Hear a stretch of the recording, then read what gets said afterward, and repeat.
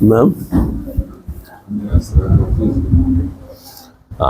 Tuko katika mateka ya Badri. Mateka walikuwa 70, waliuawa 70 na mateka 70. Tarikhi haikueleza kadhia ya mateka wote, takuwa kitabu kizima, lakini hueleza nukta muhimu na watu muhimu, ili tarikhi ione namna gani Mtume aliamiliana na mateka na watu ambao kwamba wana vyeo, watu wana majina, watu ambao kwamba walikuwa wafanywe ya kufanywa na wasifanywe.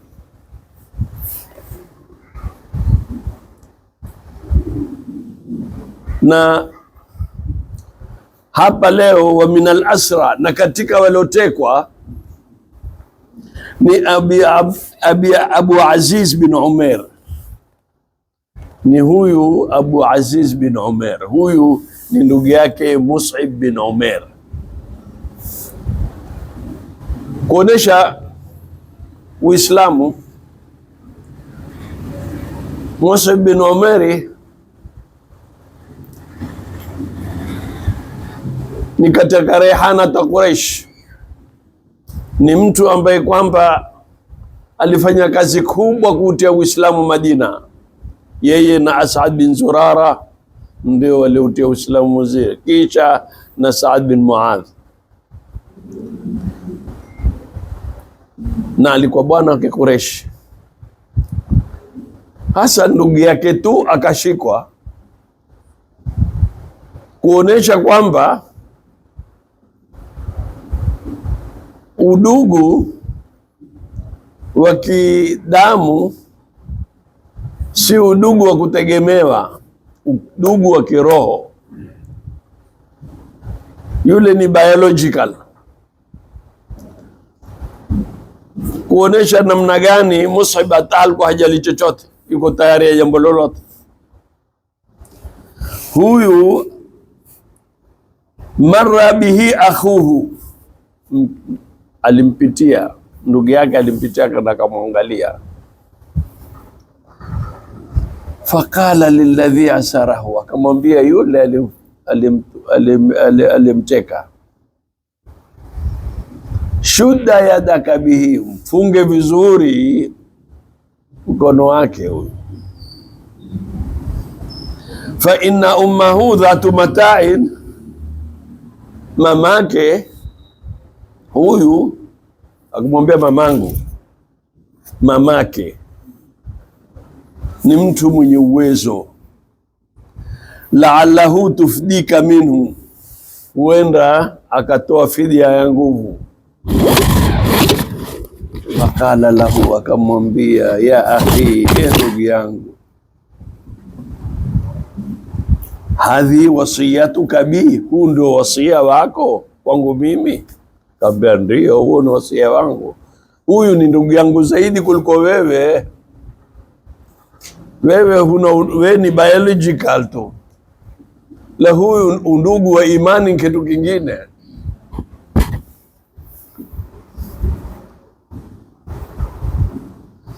Thumma ba'athu ummahu bifidaihi 4000 dirham. Kisha mamake aliposikia akaenda akatoa, alikuwa na nyumba kitajiri, akatoa dirham 1400 akatiliwa. Wa min al-asra al-Abbas bin Abdul Muttalib. Katika mateka ilikuwa ni Abbas. Abbas ni ammi yake Mtume, ndugu yake Hamza.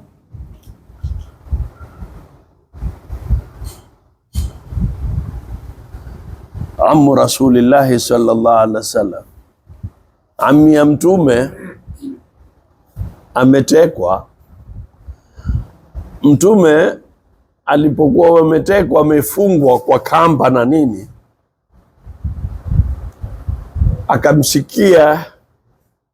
akasikia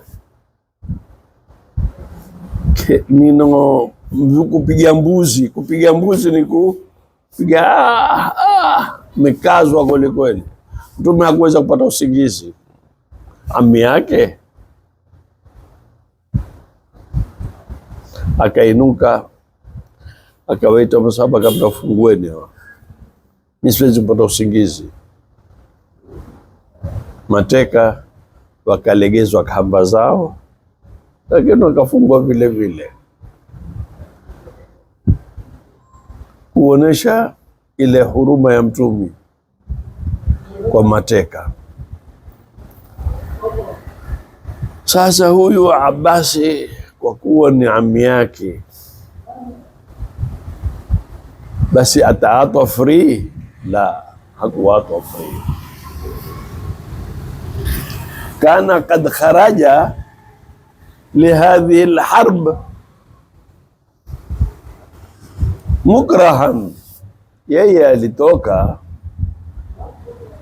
kuja Badri, alitendeshwa nguvu, alikuwa hataki kutoka, lakini ikawa propaganda zilimshinda,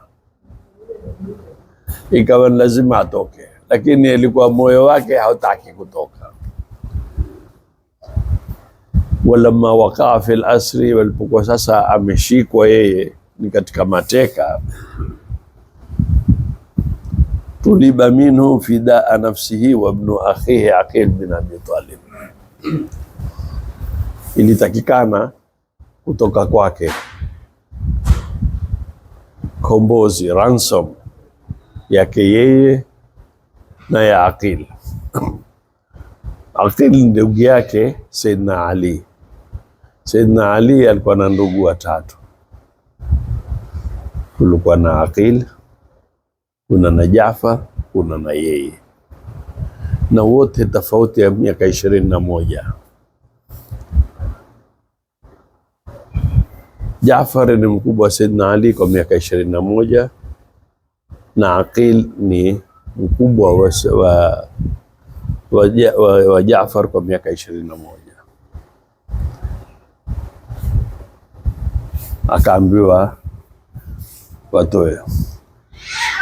Yule akasema, alamu nadfa, twatolewa kwa sababu gani? Twatoa sisi?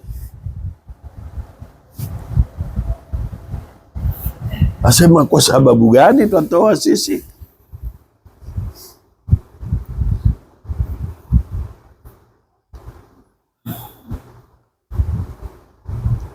Wakad istukrihuna ala alkhuruji, na sisi tumetendwa za nguvu kutoka, tulikuwa hatutaki kutoka sisi. Faqala alayhi salatu wassalam, Mtume akamwambia, laqad kunta fi dhahiri alaina, sisi tuhukumu kwa dhahir yetu, twajua umetoka. Kama hayo ajua nitakuwa ni Mungu.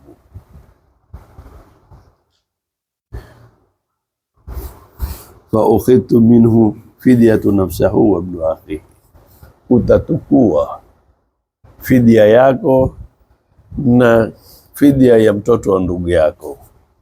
Thumma qala lirasuli sallallahu alaihi wasallam, akamwambia Mtume, laqad taraktani faqiru Quraish ma baqiyat, wewe umeniata Maka hali yangu anijua mimi nilikuwa sina kitu. Qala, akamwambia, kaifa, vipi wewe utasema hivyo kwamba wewe ni faqiru Quraish, wakad tarakta li ummi al-fadli amwalan, wewe umeata mali kwa ummu al-fadli, kwa mamake, kwa mkewe. Ulipotoka kabla hujaenda Badri, ulimpa kikosi cha dhahabu mkufu, seti ya dhahabu. Ulikwenda kwa siri ukampa. Wa qulta laha, na ukamwambia Ummul Fadl, in mitu, nikifa, fakad taraktuka ghaniya, nimekuata wewe ni mkwasi.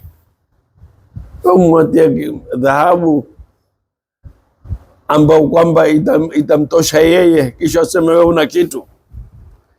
Faqala al-Abbas, Abbas akamwambia, wallahi matala ala dhalika ahad, hakuna mtu alojua hilo, ni mimi na Ummul Fadhli tu. Hayo maneno ni kweli, kitu ni kweli nimempa, lakini halikuwa hakuna ajuaye isipokuwa mimi na Ummul Fadhli. Wa hadha al-amal, na hii amali ni ghayatu ma yafalu min al-adli wal musawat, ni upeo wa mambo ambayo yafanya ya uadilifu na kufanya sawa. Kufanya sawa kwa Mtumi, alifanya sawa kwa watu wote. Amefika kwenye upeo. Abasi ambaye kwamba alikuwa akimuhami hawa watu wa Madina walipokuwa wakija ile Akaba ya kwanza, ilikuwa Abasi yeye ndiye mwenye kuwafanya kuorganize yote ile, japokuwa yeye alikuwa bado hajasilimu. Fa innahu alayhi salatu wassalam lam yufi amahu, hakumsamehe ami yake. Aambia, je, yale mali ulimpa Ummul Fadhli, ma ilmihi bi annahu inma kharaja mukraman, na kujua yeye Mtume kwamba huyo ametoka mukrahan, ametendezwa nguvu. Kisha wakad afa, na ameshasamehe. Si kwamba ni huyu peke yake, kuna wengine amewasamehe bure. Jamaatun, kuna watu amewasamehe watu, yeye Mtume amewasamehe, ambao tahaqqaqa lahu fakruhum, ambao imehakikisha kwamba hawa hawana kitu, amewasamehe. Fahakadha al-adlu, huu ndio uadilifu. Wala gharaba, ila sigeni.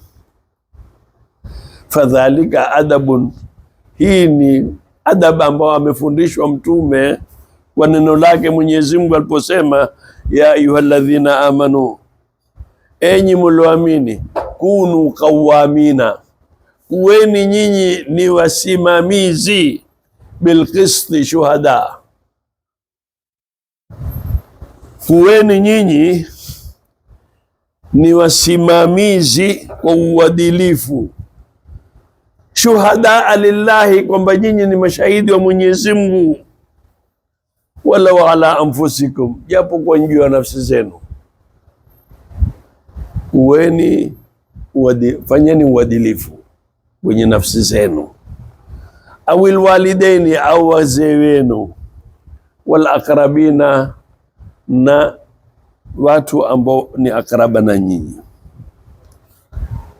Aya hii imeandikwa katika koti kubwa in London.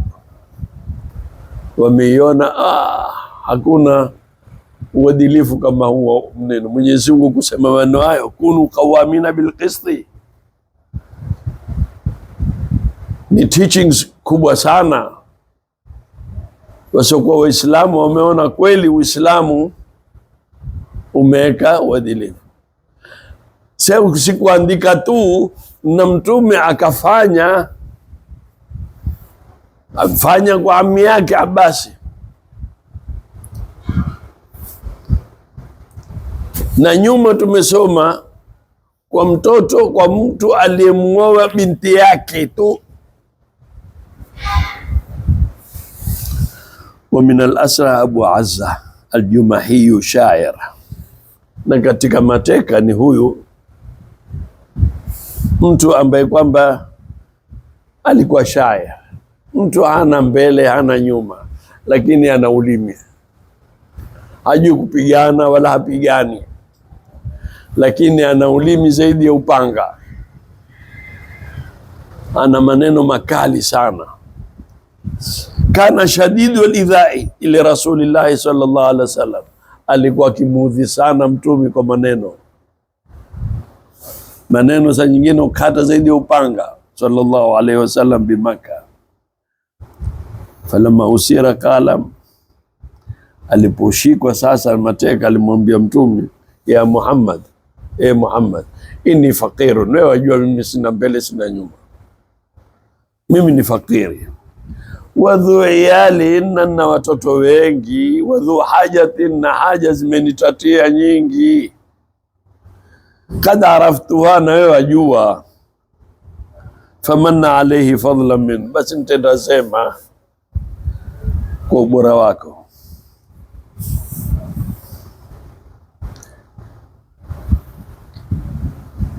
Mtume alipomwata kenda zake Maka, asema ashartu Muhammad, mnamfanyia sihri Muhammad mpaka niata. Yauma Uhud, huyu alikisikilia kule Maka, ngasi bidi nyuma, asema namfanyia uganga Muhammad mpaka niata. Maneno wakati wa Uhud, vita vya pili vya nino vya Uhud, alirudi naye kwenye vita.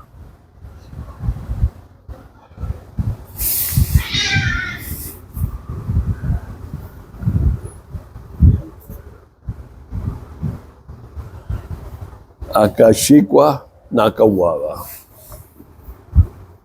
katukuliwa kito chake mpaka Madina.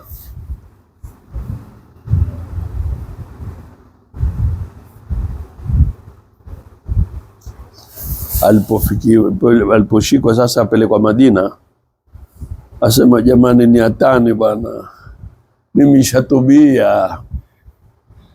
Mtume akamwambia, la yuldaghu almu'min min hujrin marratayn,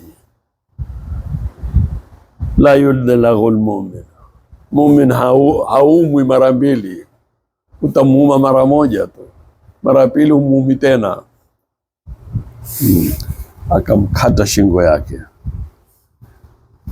Mwenyezi Mungu akamwambia, wa yuridu khiyanataka faqad khanu Allah min qablu faamkana minhum. Sasa tuko kwenye sehemu nzuri sana, lakini sehemu yenyewe hii ni darsa yenyewe peke yake. Ima tuisome yote leo, tuisome hii tu, au tuisome wiki ijayo. Tuisome. Tayeb. Al-itabu fil fidai, utaya katika hii mateka. Mwenyezi Mungu alieleza kumwelezea mtume na maswahaba kwa ndia bora ya kufanya kuliko vile walivyofanya. Dasturi Mwenyezi Mungu, sisi Kiarabu chaitwa itaba, kikwetu ni kutaya. Lakini hata kutaya pia ni makosa, ni kuangalia tawajuh, ndia mzuri ya kufanya. Ungefanya hivi vizuri. Saa nyingine ukifanya jambo, wale jamaa wale munafikuna walipokuwa wakija kwa mtume wakimwambia, ya Rasulullah, majumba yetu matupu, inna buyutana aura, watoto hakuna watu kuangalia nini, basi mtume akiwasamehe, mpaka wakisema huwa udhun, unshikio, mwendeni mwambieni tu. Mwenyezi Mungu akamwambia, ni kweli nshikio, lakini udhunullahi, nshikio la Mungu, fa huwa khairu lakum, ni khairi kwenu nyinyi. Basi walipokuwa wakija wale munafikina, yeye amsikiza kila mtu.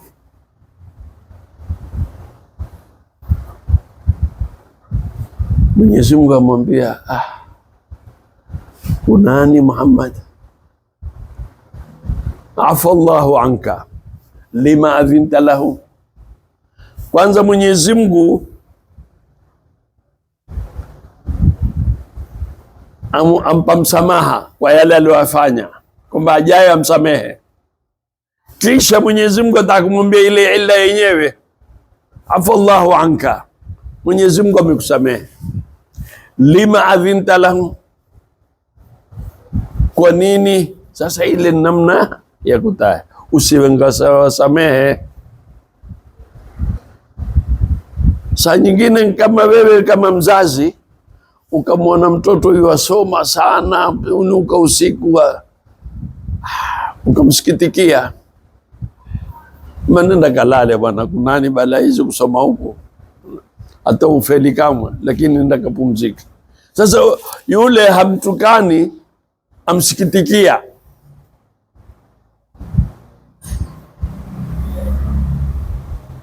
Mwenyezi Mungu amwambia, Taha, ma anzalna alayka alqur'ana litashqa, sikuteremsheni Qur'ani ujipe taabu wewe bwana. Achana nao haya, faman shaa falyumin wa man shaa falyakfur. Sasa itabu namna ile huwa ni itabu ya kusikitikiwa.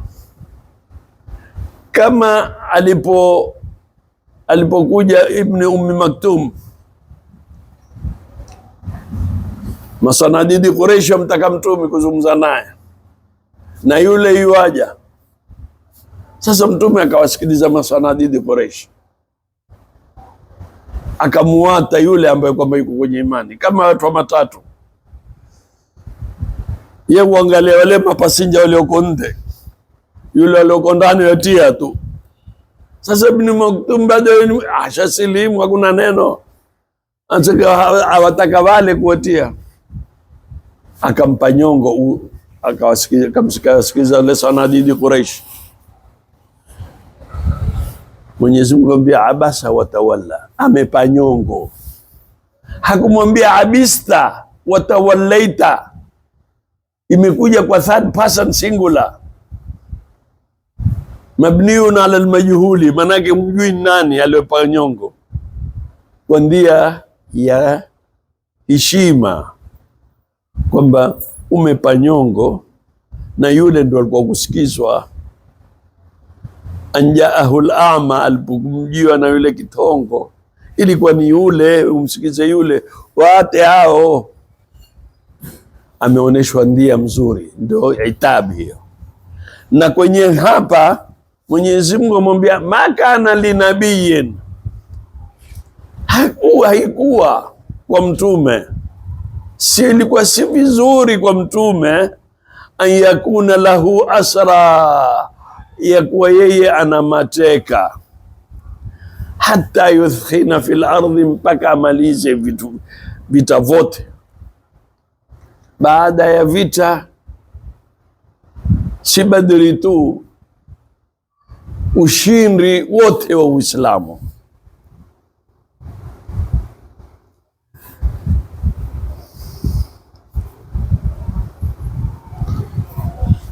Sasa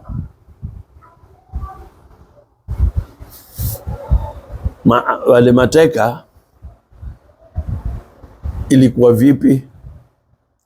Mtume sallallahu alaihi wasallam waliposhikwa wale mateka, akaja nao paka Madina, ikawa wamefungwa wale mateka.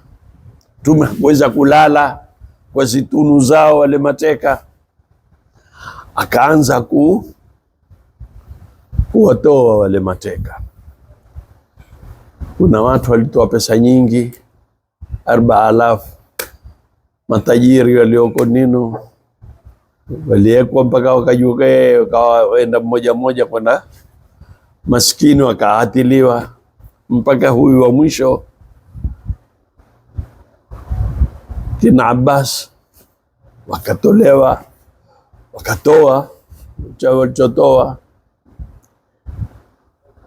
Hasa mwenye mtumi alimwita masahaba akawaambia, msemaje juu ya mateka hawa?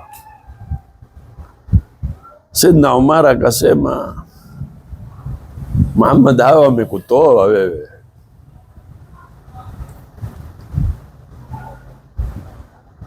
hawa wamekufanya la kukufanya,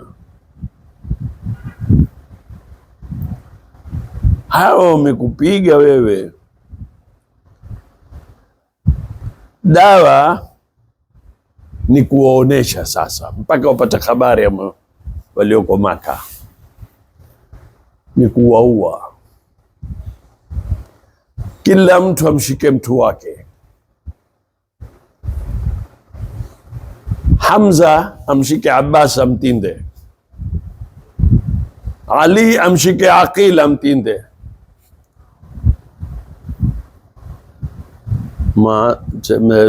Saad bin Muadh akayafiki rai hiyo.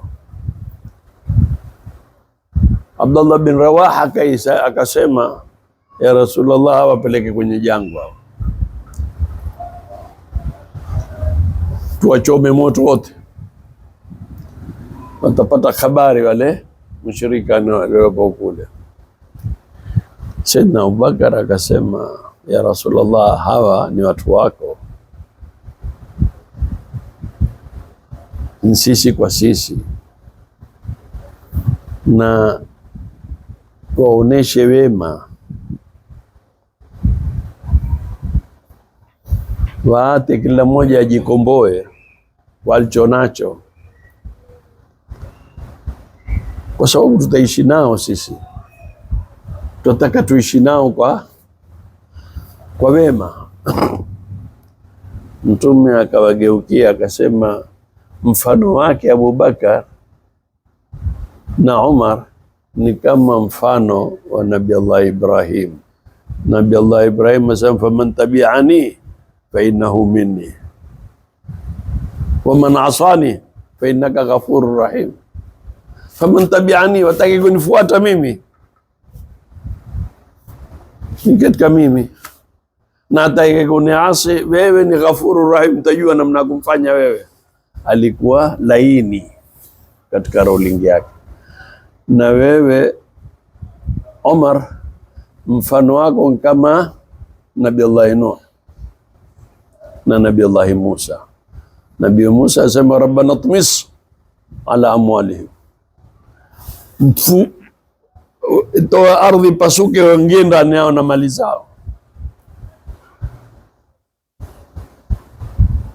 Na Nabii Nuh aliwaambia, ya Rabbi la tadhar ala al-ardhi min al-kafirin diyara, usimwate yoyote katika wao, wamalize. Innaka intadharhum, ukiwawata yudhillu ibadaka, watakupotea, watapoteza waja wako, wala yalidu illa fajiran kafara. Mtume akasema, mimi nitafuata rai ya Abubakar,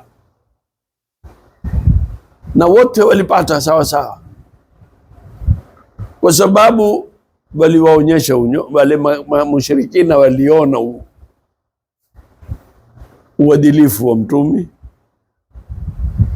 waliona ukali wa Mtume, waliona usawa wa Mtume.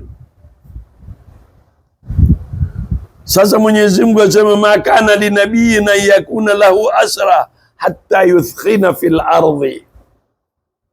Hii ilikuwa ni tawajuhati, ndia mzuri zaidi. Kisha Mwenyezi Mungu hapa ametoa itabu nyingine kwa wale maswahaba.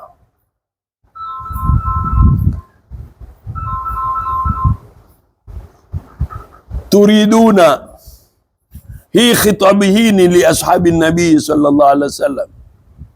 Ay turiduna ayul mu'minina, nyinyi waumini mwataka aradha dunia. Wale maswahaba lengo lao walikuwa yapatele fidia.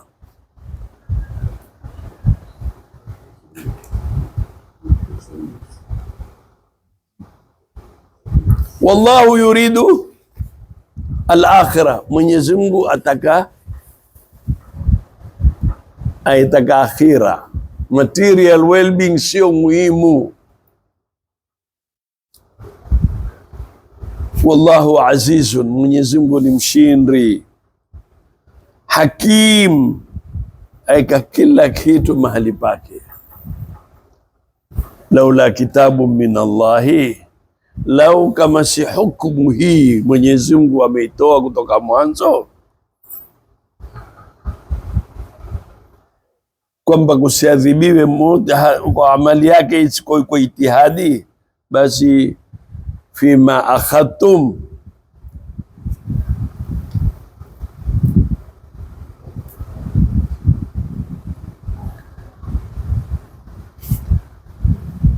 lamasakum mimma akhadtum adhabun adhim, ungepatikana na adhabu nyumu, lakini ni Mwenyezi Mungu ashaipitisha hapa.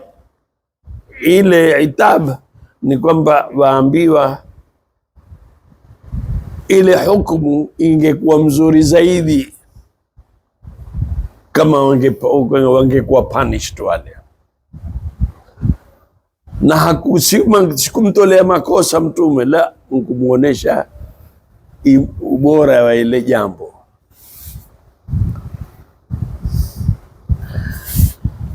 Naha subhanahu an itikhadhi al-asra, Mwenyezi Mungu amekataza kuwatukua wale mateka kabla al-idhkhani, kabla ya ushindi kwa ushamalizika, fi qatli alladhina yasudduna an sabilillahi, kwa wengine waliuawa, wa yamnauna dina Allahi min al-intishari, wakaziwiliwa na dini ya Mwenyezi Mungu kabla ile mshawara. Waaba baadhi almuslimina, na wakaibika baadhi ya muslimina ala iradati aradhi dunya, kutaka fidya. walaula hukmu sabiqun min Allahi, lau kama si hukmu ambayo kwamba imetangulia kutoka kwa Mwenyezi Mungu, alla yuaqiba mujtahidan ala itihadihi, manake wale maswahaba walikuwa wataka upesi kumaliza, kila mmoja apate cha kushika. Ilikuwa lengo ni kwa kila mmoja atapata pesa, aradha dunia, walikuwa hawaangalia aradhi al-akhirah.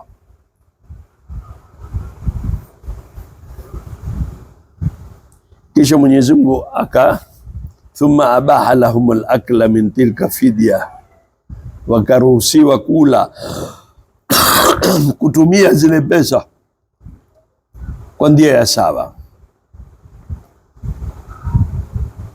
Wa hadha, na hili min aqwa al-adilla, ni dalili mzito sana ala sidqi nabiyina, kwa ukweli wa mtume wetu alayhi salatu wassalam, fima jaa bihi,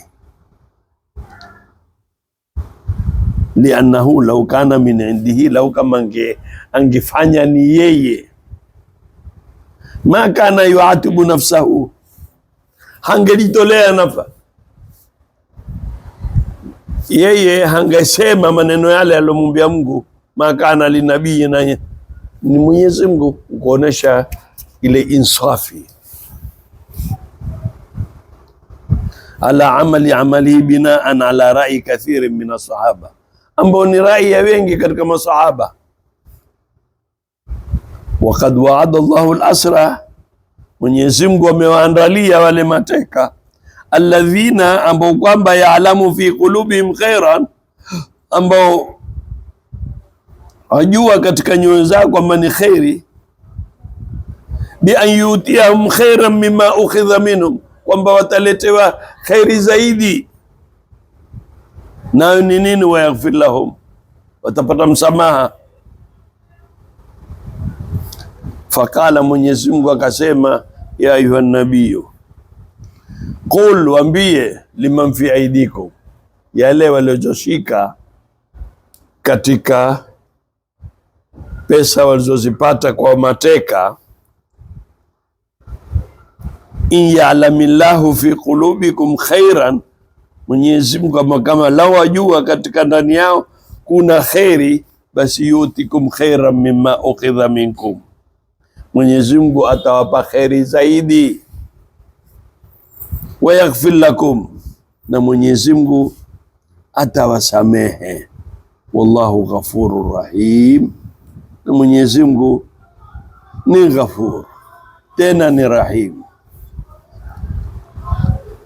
Wa hadhihi alghazwa, na vita hivi, hiya allati azza Allahu biha alislam, ndio vita ambavyo kwamba Mwenyezi Mungu ameizeka daraja ya juu Uislamu, na wakawa ahlahu, watu wake wakapata nguvu sana. Wadamagha fihi shirku, kamalizika ule shirki. Wakharaba mahallahu, ikavundika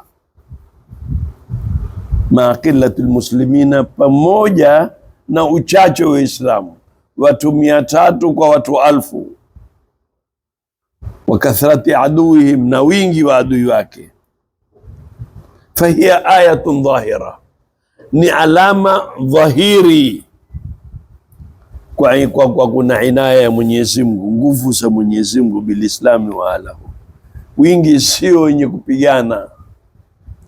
Leo ulimwengu mzima wapelekwa mbio na watu wachache, hana silaha. Walioko Gaza, watu warusha kwa mawe waenda mbio, au Mahuti, watu wachache hawalali mtana hawalali usiku.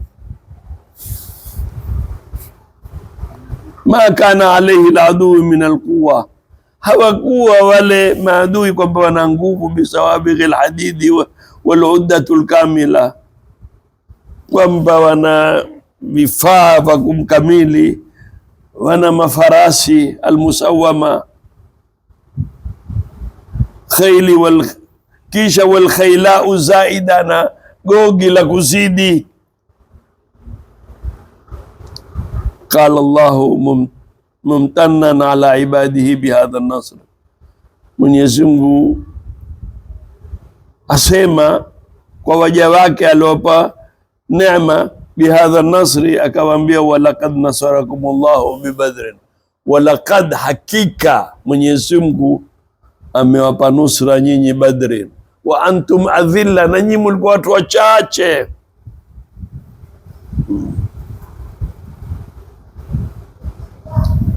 Litaalamu, mupate kujua, anna nasra, hakika ile nasri, inma huwa min indillah, yatoka kwa Mwenyezi Mungu.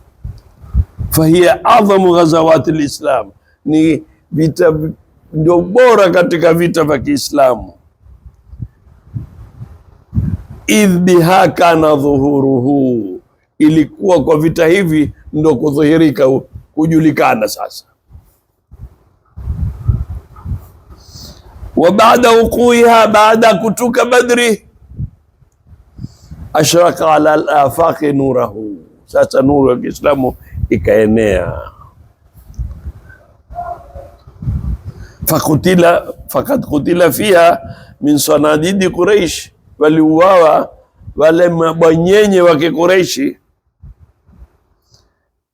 man kanu al-a'daa al-addu lilislam, maadui kisha wakubwa, maadui wakubwa kwa Uislamu. Baada ya kuwa hayo, wadakhala fi qulubi arroba al-akharina, na wengine wakaingiwa na uoga. Sasa vita vya Badri, natija yake walimalizika wale wakubwa. Walipoona wakubwa wamemalizika, Makureshi wakana wao wakaingia na uoga. Mayahudi wakaanza kuingiwa na uoga, Banu Kainuka na Banu Nadhiri. Fakanat lilmuslimina haiban, ikawa Waislamu wakaingiwa na haiba, wakaingiwa na nguvu. tena wakawa na jeshi, wayazimuna rijal, fala jarama in shakarna al-aliy al-a'la ala hadhihi al-inaya. Hawakuwata kumshukuru Mwenyezi Mungu kwa neema hii. Watakhadhna yawm an-nasr fi al-badri, wakaitukua ile nasri siku ya Badri, wa huwa 17 min shahri Ramadhan, na ni siku ni tarehe 17 katika mwezi wa Ramadhani. Natadhakaru fiha ni'matullahi ala rasulihi wa ala almuslimin, tukumbuka neema ya Mwenyezi Mungu kwa mtume wake na kwa Waislamu. Sasa tumemaliza Badri. Wallahu wa rasuluhu alam. Endeleni. Iko.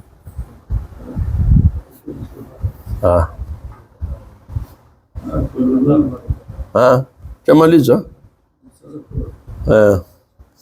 Ilahi alwara sahila ala kulli man qara'ta sani rizqan halalan wasi'an muyassara.